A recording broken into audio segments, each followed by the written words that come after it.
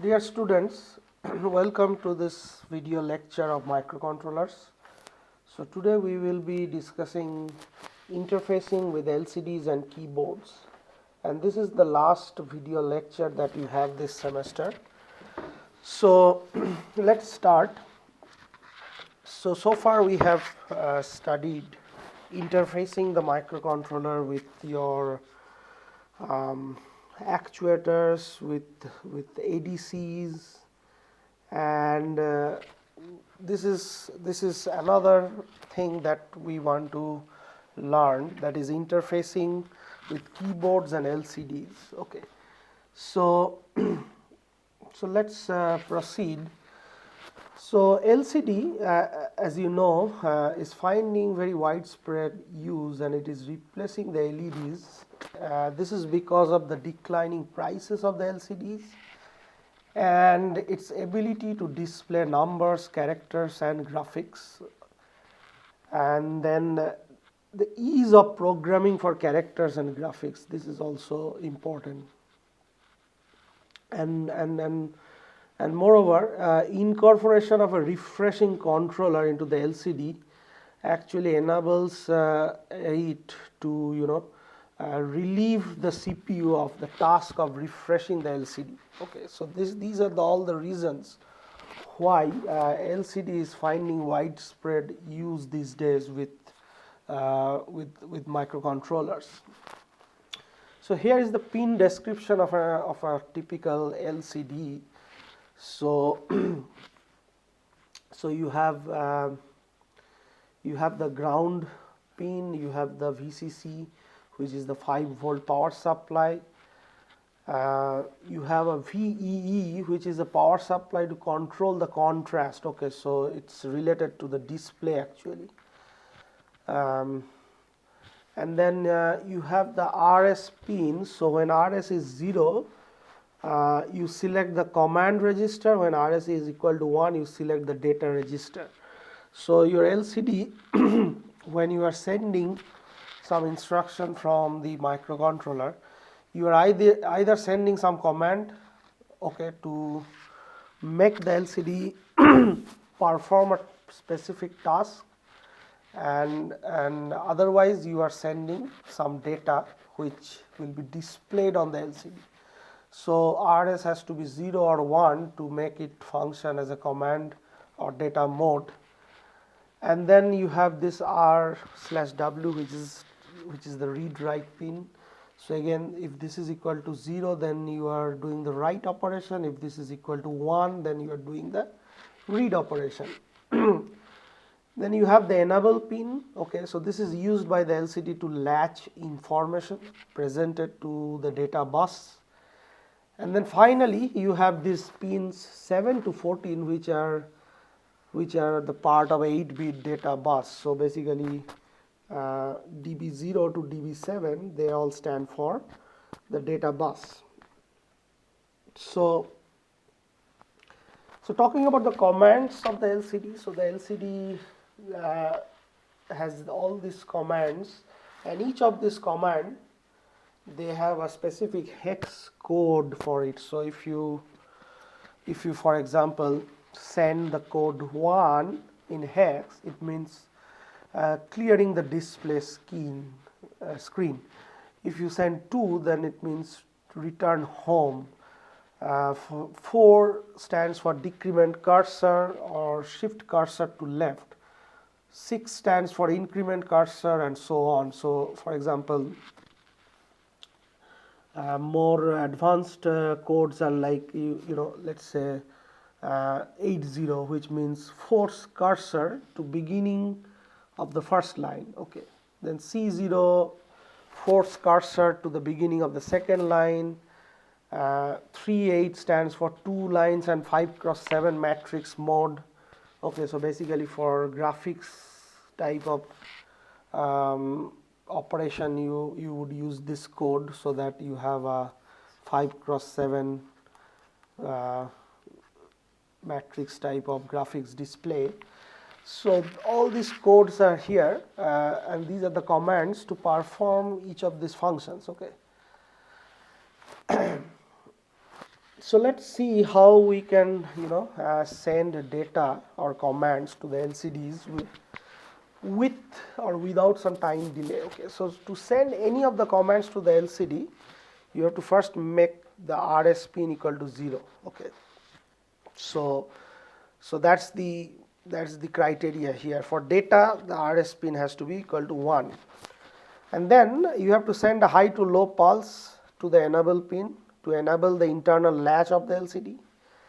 And then let's see this code. So the interfacing with your 8051 and the LCD is done like this. So you can see port 1 directly connects to the data bus of the LCD. Okay, then port 2.0 goes to the RS pin, 2.1 goes to the read write, and 2.2 goes to the enable pin. Okay, and then the LCD itself is connected to the supply voltage, and then here comes the ground, and then you have this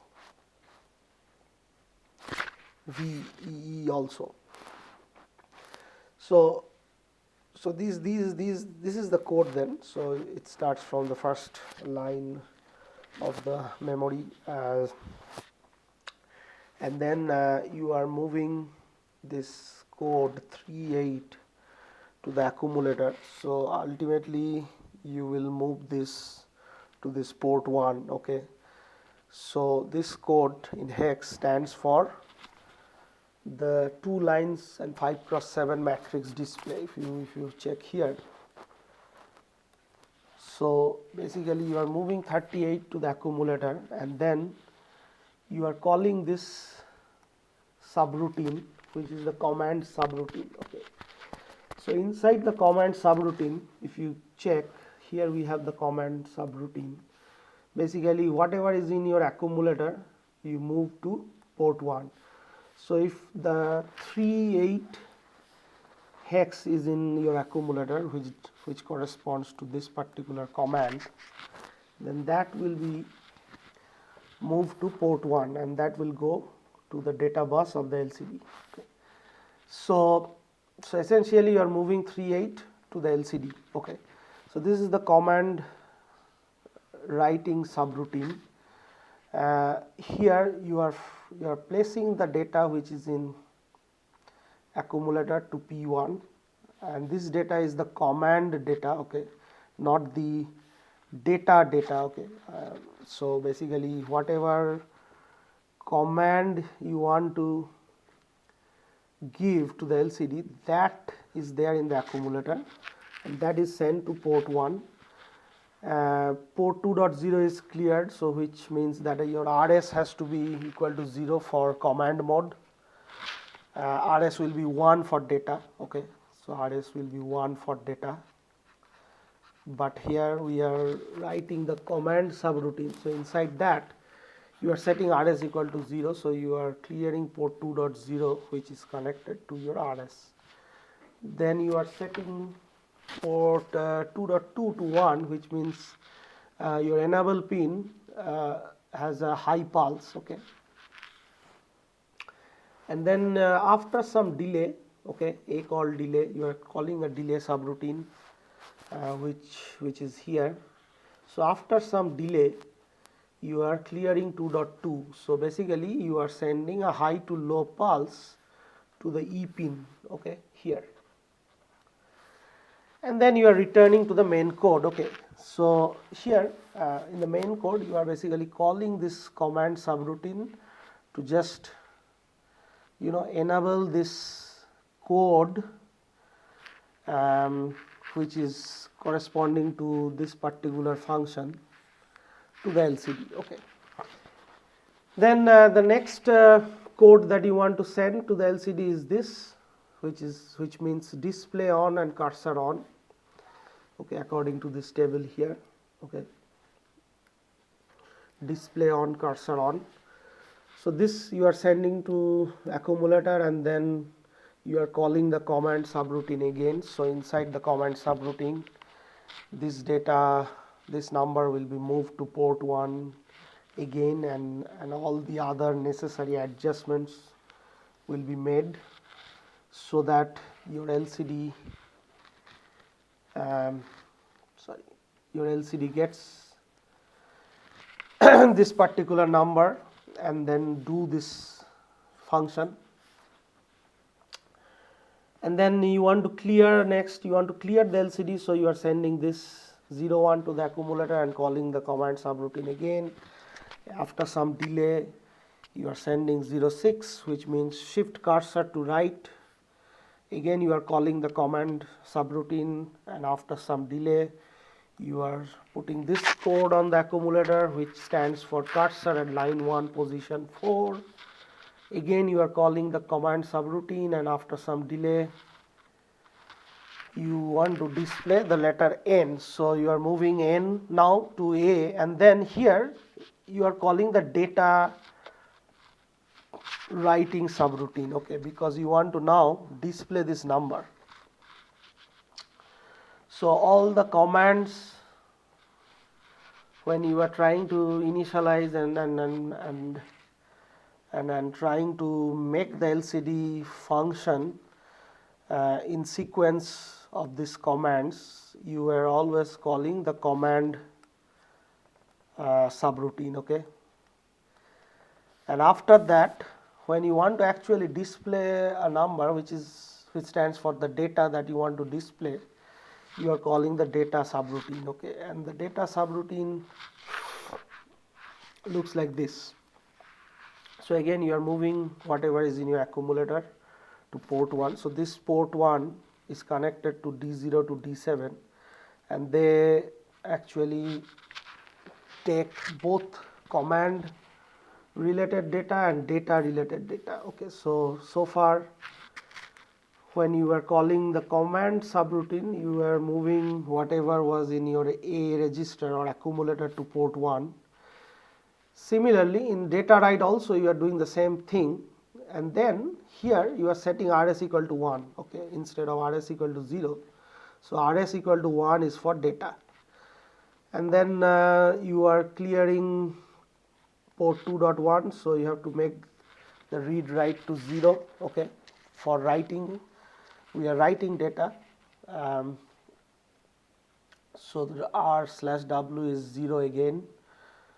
Here also we were writing data, so this was 0. This data was the command data, this is the data, okay. So RS equal to 1, R/W equal to 0, and then you are setting 2.2 to make the E pin high, and then after some delay you are clearing that to make E equal to 0, so that again a high to low pulse goes to the E pin, okay. So and then this is the delay subroutine, okay.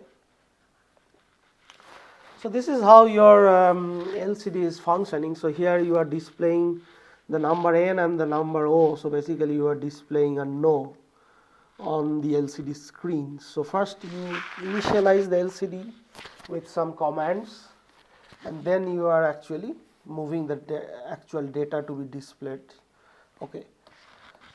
So you can do the same thing, okay, with a busy flag, okay. So the difference between this code, this entire code is similar to the previous code. The only difference is that here you have a subroutine called ready, okay. So you have a command subroutine, you have a data display subroutine, but in each of this subroutine you are calling another subroutine called ready to check if the LCD is ready, okay. So this code which is using the busy flag is almost same as the previous one, this one, okay. But here you see you are doing the same things, okay. So you are initializing to 2 lines 5+7, and then cursor on, clear the LCD, and then shift cursor to right, etc. You are doing the same sequence of commands, and then you are calling the command subroutine, you are calling the data display subroutine and displaying N and O, okay. But inside the command subroutine and the data display subroutine, you have an option here to check if the LCD is ready or not, and you are doing that by calling another subroutine called ready. And what does this ready subroutine do?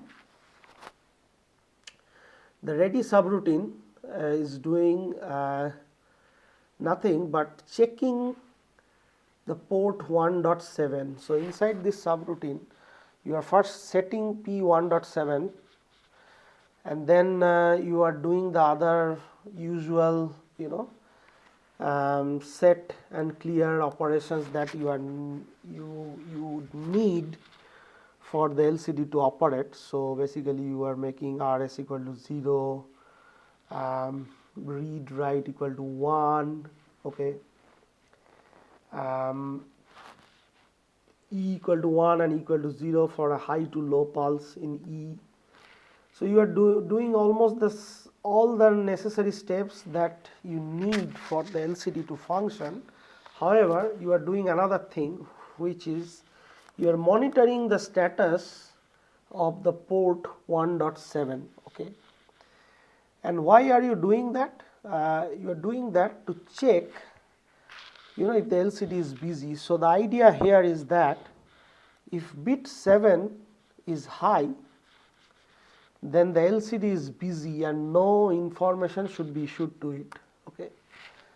So if this bit is high, then the LCD is busy and no information should be issued to it, okay.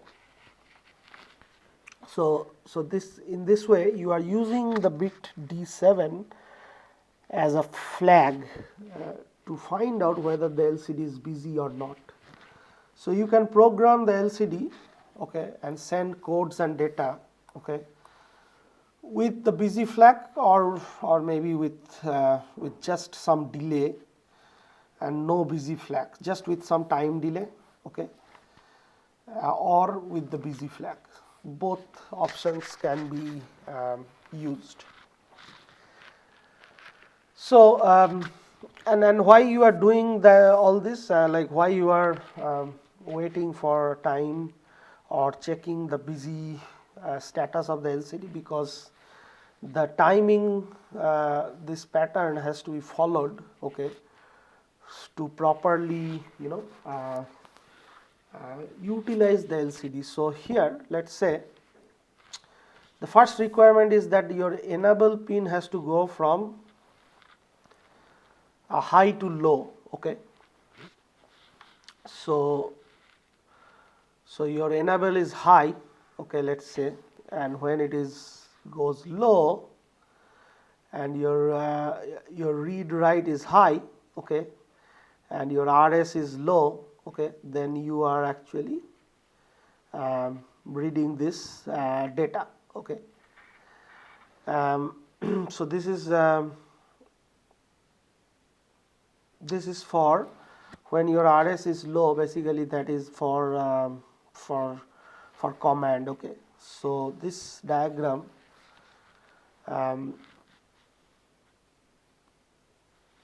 is for the command data, okay. So this is the similar timing diagram can be drawn for write operations. So this was for reading, and then this is for writing actually. And here also your E has to go from high to low, and your read write is low and your RS is low, okay. And then these are the different time factors which you need to take care of, okay. So this is let's say this part is called the data hold time. So you have to hold the data for at least 10 nanoseconds, okay. And then this is the data setup time, which is 195 nanoseconds. Then this part is the hold time after E has come down for both RS and R/W. So this is again 10 nanoseconds. This is the enable pulse width, which is about 450 nanoseconds. And here we have setup time prior to E going high for both RS and R/W, which is 140 nanoseconds. Okay, you have similar data, timings for read operations also. So you have this hold time and then setup time also here for read operations. So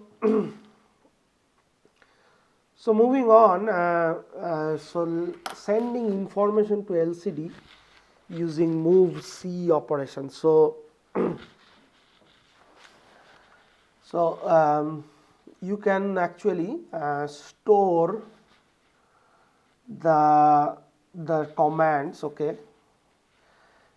like this. In starting from this memory location, you can store all the necessary commands followed by a 0, okay, and also you can store the data which you want to display, which is called, let's say, hello, and then followed by a 0. So you store the commands in a certain location of the memory starting from 300 hex, which you define as mycom, and then you load the data in the my data section of the memory, and then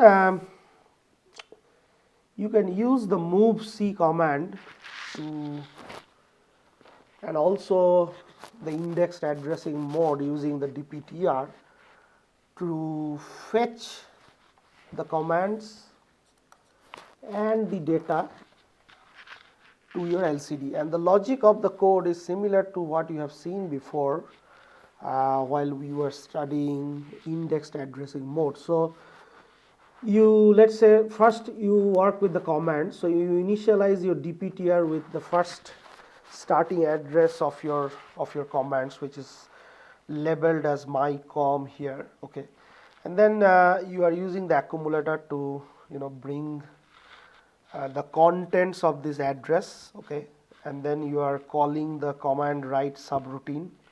So basically the contents, the first content 38H of this mycom location is brought to the accumulator, and then you are calling the command write subroutine. So inside your command write subroutine, you are basically doing this, which is moving the accumulator contents to port 1, and your port 1 is connected in a similar fashion to the data bus of the LCD. So so essentially what you are doing here is you are bringing this bringing this command code, let's say 38H, to the accumulator and passing it to the LCD using this subroutine command write, and then you are calling a delay, and then you are repeating this procedure. You are incrementing the DPTR to bring the next command code, and then keep repeating this until you keep repeating it. But if you get a 0, then you move to the next line, okay, and the 0 actually is at the very end. So if you walk through this memory location by incrementing the DPTR, and then finally you end up with a 0, and if you get that 0, then this particular line will take you to the next part of the code, which is the sending data.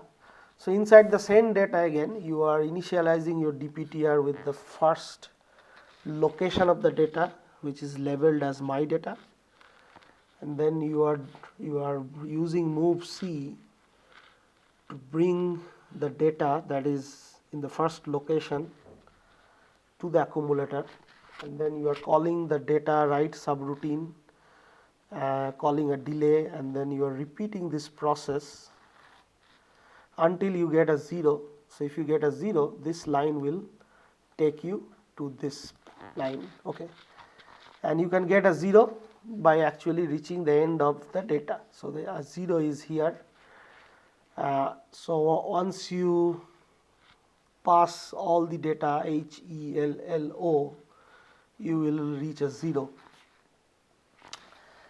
and you jump to this next line, which is just staying here and do nothing. And the data write subroutine is also similar to the command write. Okay, so here also you are bringing a copy of whatever there in the accumulator to port 1, and essentially that will display the data in the LCD. You are doing all these necessary operations for the LCD to operate, and then you are calling a delay also. And this is the delay subroutine, which will give you some delay. So this is the entire code for sending information to the LCD using move C. So now we will see how to interface a keyboard, okay, with your 8051. So far we were seeing how to interface an LCD. Now we will see how to interface a keyboard, because this lecture is all about interfacing with LCDs and keyboards. So usually keyboards are organized in a matrix of rows and columns. So the CPU accesses both rows and columns through the ports. So therefore, with two 8-bit ports, okay, you can create an 8x8 matrix of keys, and that can be connected to the microprocessor. So when a key is pressed, a row and a column make a contact. Otherwise, there is no connection between the rows and columns. Okay. So, so this is how it is done. So this is an example of a 4x4 matrix. Okay, so we are only using half of port 1 here and half of port 2 here. Okay, so so the rows are connected to an output port and the columns are connected to an input port. Okay, so the matrix is actually formulated by these keys. Okay, so these are the keys, and let's say if all the rows, so these are the rows, if all the rows are grounded and a key is pressed, one of the columns will have a 0, since the key pressed provides the path to ground. Okay, so you can see these are the columns, this stands for the columns. Okay, and all of them are directly connected to VCC. So all the output here in the columns will be equal to logic 1. Okay, and whenever a key is pressed, let's say this key is pressed, okay, then this will become 0, okay, instead of 1, because it will provide a path to ground. Okay, because these rows are grounded. Let's say if all the rows are grounded, pressing a key will make one of these columns as 0 instead of 1.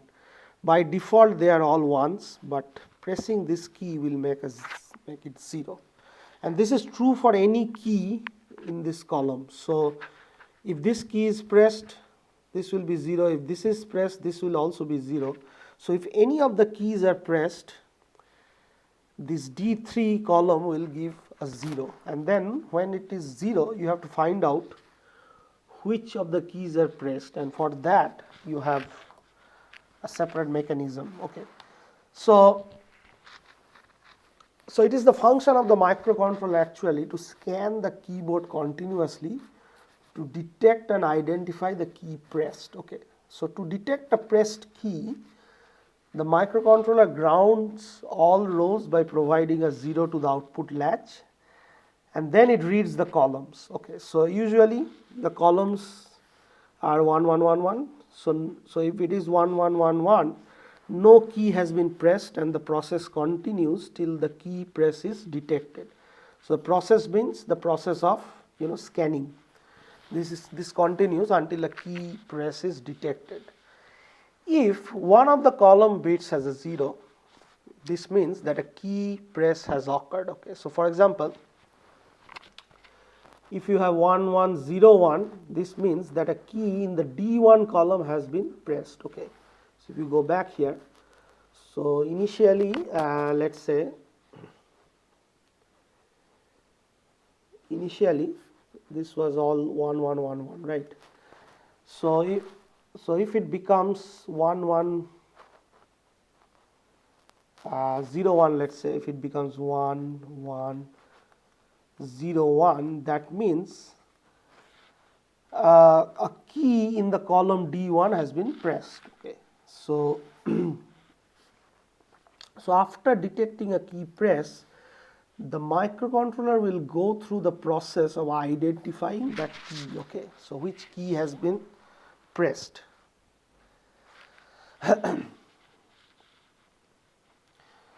So starting with the top row, the microcontroller grounds it by providing a low to row D0 only. Okay, so it reads the columns. If the data read is all ones, no key in that row is activated, and the process is moved to the next row. So it grounds the next row, reads the columns and checks for any 0. This process continues until the row is identified, and after identification of the row in which the key has been pressed, it finds out which column the pressed key belongs to. Okay, so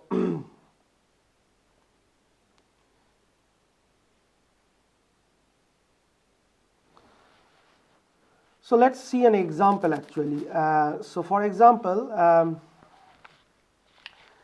identify the row and column of the pressed key for each of the following. Okay, so if you have your D3 to D0 1 1 1 0 for the row, then and D3 to D0 1 0 1 1 for the column, then which key is pressed? Okay, so the row belongs to D0, okay, because this is 0, and the column belongs to D2 because this is 0. So therefore the key number 2 was pressed. Okay, so this key was pressed, and that will make D2 and D0 equal to 0. Similarly, if you look into this example, so here the row belongs to D1 and the column belongs to D3. So therefore the key number 7 was pressed. Okay, so this is how you can identify the key that has been pressed.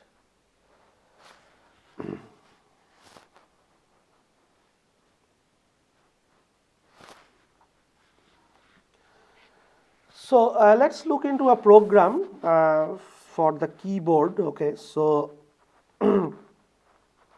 basically this program sends the ASCII code for the pressed key to port 0.1. So far you saw in this example that, let's say, you can detect which key is pressed. So key 7 or key 2. So this ASCII equivalent of 2, let's say, will be sent to port 0.1. That is what this program is doing. Okay. So let's see how this works. So first of all, you are making P2 as an input port, okay, because your 2.0 to 2.3 are the input column or the column, and 1.0 to 1.3 are the rows. Okay,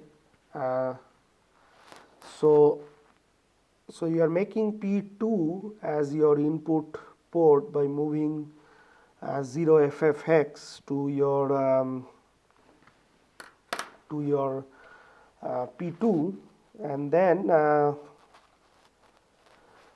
you are grounding all the rows at once by sending 0 to P1, and then you read all the columns. Okay, so by sending this to the accumulator, and then you are only working with the 4 bits of the port, so you are basically masking the unused bits here. So you are ending with this number here, and then you are comparing, you know, the contents of A with this. So this means none of the keys are pressed. Okay, so if none of the keys are pressed, then all the columns will be 1 1 1 1. So you are constantly monitoring, okay, if any of the keys are pressed. If this content of A is not equal to this, then you are going back to this line and monitoring again until all the keys are released. Okay, and then you call a 20 millisecond delay, and then you see if any key is pressed again, because this 20 millisecond is the bounce time. Okay, so when you press a key, let's say this is your key. Okay, when you press it, it goes down and it comes back, bounces back in 20 millisecond time. Okay, so you are waiting for this 20 millisecond, and then you see if any key is pressed. So you are again doing the same operation as you did here. Okay,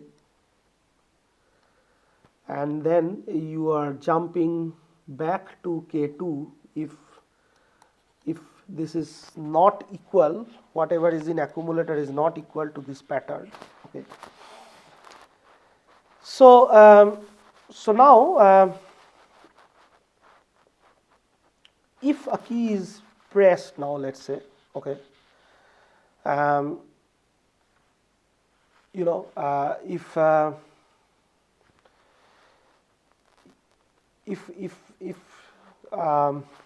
after again another delay, okay, if you are checking for key closure, and then you are masking the unused bits, and then you are checking again the status of the accumulator. Okay, so if a key is pressed, then you have to find the row. Okay, so if a key is not pressed, first of all you are jumping to K2 again, but if a key is pressed, then you are going to this line. Okay, so basically this line will check for the row. Okay, so this over 1, whatever is the part of the code for checking whether which row the key belongs to, you first check with row 0. So you ground the row 0. Okay, and then if you still have this pattern, okay, then you move to row 0 of the code. Okay, then you repeat this for all the rows. You ground row 1, and then if this pattern exists, then go to row 1 of the code, or the line labeled row 1, and similarly you do the same thing for the other rows. Okay, so so moving on, and if nothing happens, if none, then you repeat the step, that is K2, you go to here. Okay, and then this row 0, row 1, row 2, row 3, this corresponds to basically moving to the DPTR, this line. Okay, K code 0. Okay, so K code 0 is basically the first I mean the ASCII character equivalent to the first row. Okay, so this is a 4x4 matrix, and these are the numbers that you have. Okay, 0 1 2 3 4 5 6 7 8 9 A B C D E F. Okay, so K code 0 contains the first row's ASCII character. So you are bringing K code 0 to the DPTR, and then you are going to find. Okay, and this find subroutine is basically giving you the ASCII output that is equivalent to which key has been pressed. Okay. Similarly, for row 1, you are moving the k code 1, which is this line, and so on. And then every time you jump to the find subroutine, where you are basically checking for a match. Okay, so if your carry bit is low, okay, remember you did a CJNE every time. So CJNE, the not equal part of CJNE can give you either less than or greater than, and based on whether it is less than or greater than, the carry will be affected. Okay, if you recall what you learned when you learned the CJNE instruction. So inside your inside your find subroutine, you have this option of checking if CY bit is low. Okay, if not, okay, then you are having a match. Okay, and then inside the match, you are basically getting the ASCII from the table and displaying it on port 0. Okay, and then you increment the DPTR and then keep doing the same thing. And inside the match, you have this display, and then you jump back to the very first step of the code, which is K1.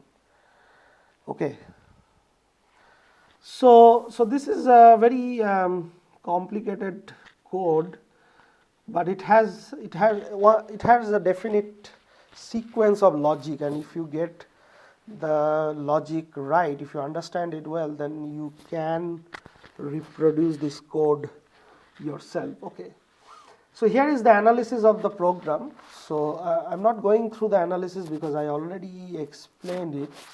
So you just go through it yourself. Okay, these are the step-by-step analysis of the code, and this is the flow chart for the code. Okay, so go through the analysis and the flow chart and listen to what I just explained, and you will be able to appreciate and understand this part of the keyboard programming. So with this I will stop here, and that's the end of this lecture. So this is basically the last lecture that I have with you. For next week I will have no video lectures, but I have some revision materials that will be posted on Brightspace. All right, so thank you very much, and goodbye.